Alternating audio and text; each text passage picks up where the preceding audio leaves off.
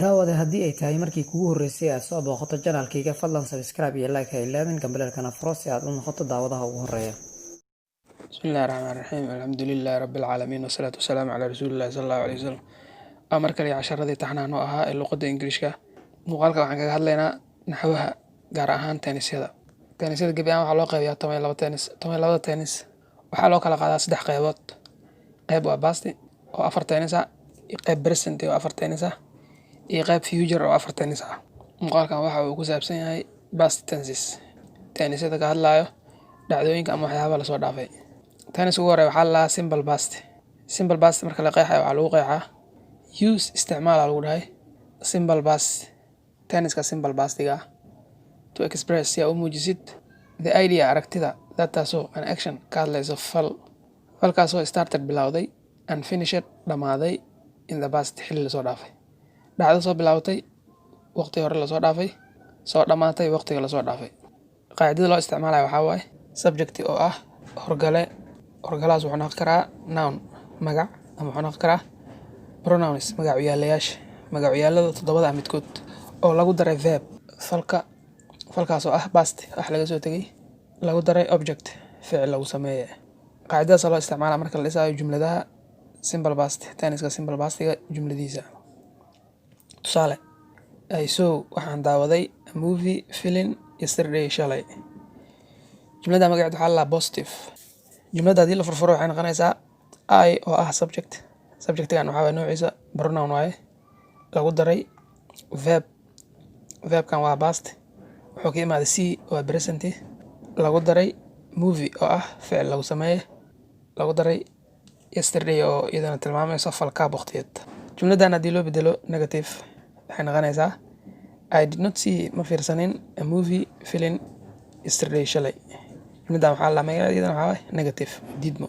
Haddii su'aal u bedel waxay noqonaysaa did I see miyaan daawaday a movie film yesterday shalay. Jumladan waxay noqonaysaa iyadana question su'aal ay noqonaysaa. Simple past tense kan also sidoo kale be used waxaa loo isticmaali karaa to describe in lagu caddeeyo ama lagu qeexo a habit caado waxyaabo la caadaysay which waxyaabahaas oo istaagay in the past xilli lasoo dhaafay. Waxyaabo dhacdo la caadaysay oo soo dhamaatay xilli lasoo dhaafay. Ama facts xaqiiqooyin waxyaabo xaqiiqooyin ahaa which kuwaasoo are no longer true hadda aanan jirin. Examples tusaalooyinkan waxaa ka mid ah I studied waxaan bartay Japanese luqadda Japanese aan bartay when I was a child markii aan ahaa caruur. Dhacdadan waxay tilmaamaysaa waxyaabo la soo bartay waa hore xilli caruurnimo hadda laakiin qofka caruur maahan waa qof weyn. The simple past tense tenniska simple pastiga can be used waxaa lala isticmaalaa with duration waqti which kaasoo starts bilowday and stops istaagay in the past xilli lasoo dhaafay. Waqti lasoo dhaafo bilowday waqti lasoo dhaafana waa istaagay. Tusaale I lived waxaan ku noolaa Brazil. I lived waxaan ku noolaa in Brazil dalka Brazil for 2 years 2 sano. Dhacdadan waxay sheegaysaa qofka inuu ku noolaa Brazil laakiin 2 sano bis uu ku noolaa hadda kuma noolo. Xilliga waxay sheegaysaa 2 sano waqti 2 sano ah bis inuu qofku ku noolaa laakiin hadda uusan ku nooleen. Tenniska labaad waxaa la past continuous tense. Waa tenniska hadlayo dhacdo soo bilowday waqti hore oo na socotay muddo waqti dhowna dhamaatay ama ilaa waqtiga qofku hadlayo taasoo gaari karto mararka qaar. Rule-keeda ama qaacidada waxaa waaye subject oo ah 7 magacyaal midkood ama wax u dhigmo oo magaca lagu daray was ama were lagu daray verb lagu daray ing lagu daray object. Intaas loo isticmaalaa. Markii la qeexayo is used waxaa loo isticmaalaa with the situation xaalad taasoo happen dhacday in the past xilli lasoo dhaafay but laakiin dhacdadaas interrupted by waxa dhexgalay other situation dhacdo kaleeto. Dhacdo soo bilowday oo dhacdo kaleeto dhacdo ka gashay waaye. Laba dhacdo kulmeen waaye. Labada dhacdo kulmeen marka la isticmaalayo markii oo la dhisayo tenniskaas dhacdada koowaad waxaa lagu dhisaa past continuous tense. Dhacdada labaad oo la kulantay waxaa lagu dhisaa simple past. Labada tennis waa isla shaqeynayaan marka. Waxaa leeyahay tusaale ahaan when goortii Karok was singing oo heesayay the rain roob ayaa fell da'ay rooba bilowday ninkan markii heesta oo bilaabay intuu heesta waday roobaa ku bilowday labadan dhacdada hore oo heesta horreysay dhacdada labaad oo roob da'itaankana waa dambeysay marka dhacdada roob da'itaanka waxaa loo isticmaalaa simple past use la isticmaala lagu dhahaa with the situation dhacdo taas oo haben dhacday in the same time isla waqtigaas in the past xilliga lasoo dhaafay waa sida jumlada kor hadda lagu sheegay example tusaale kaleeto Jamac was doing wuxuu sameynayay homework shaqo guriga in bedroom qolkiisa jiifka ku dhex sameynayay while halka Shukri was cooking ee cunto ku karinaysay in the kitchen kushiinka halkan waxaa waaye laba dhacdo oo laakiin isku waqti dhacayaan waa inta Jamac wax akhrinayay Shukri idana cuntay karinaysay labadan dhacdo markay wada socdaan waxaa la isticmaalaa labadaba past continuous tenniska dhacdo waxaa la past perfect tennis tenniska waxaa loo isticmaalaa past perfectiga laba dhacdo labadaas dhacdo midda hor bilaabatay ayaa waxaa loo isticmaalaa simple past tan labaadna waxaa loo isticmaalaa past perfect qaacidada loo isticmaalayo tenniskan waxaa waaye subject lagu daray head lagu daray verb 3 waxaa laga wadaa verb oo past participle ah markii jumladda ay tahay jumlad positive ah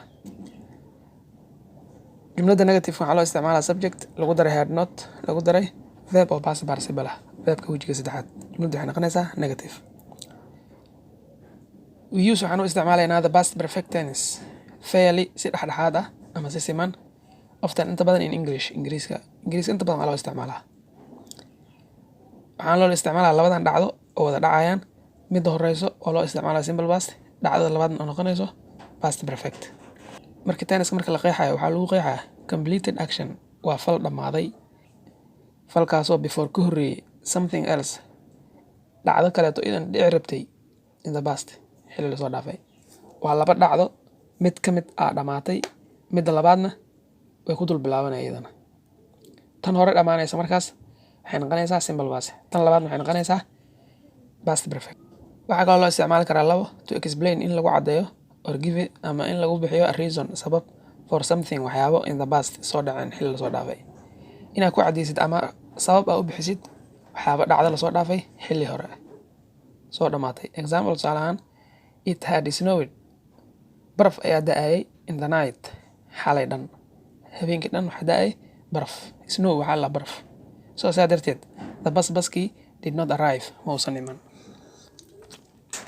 dhacdadan waxay sheegaysaa waa laba dhacdo kulmeen horta labadan dhacdo kulmeen dhacdada hore waxaa loo isticmaalay past perfect dhacdada dambena waxaa loo isticmaalay simple past perfect waxaa kaloo loo isticmaali karaa something waxyaabo kuwaasoo had start waxaa kaloo loo isticmaali karaa something waxyaabo that started soo bilowday in the past waqti lasoo dhaafay and continued soona socday up to another action ilaa fal kale uu ka bilowdo in the past xilli lasoo dhaafay laba fal wada kulmayaan haddana midaa soo bilaabanaya uu soo jiitama wuxuu soo gaaraa mid kaleeto waa ka dul bilaabanaya agii kale ka dul bilaabanaya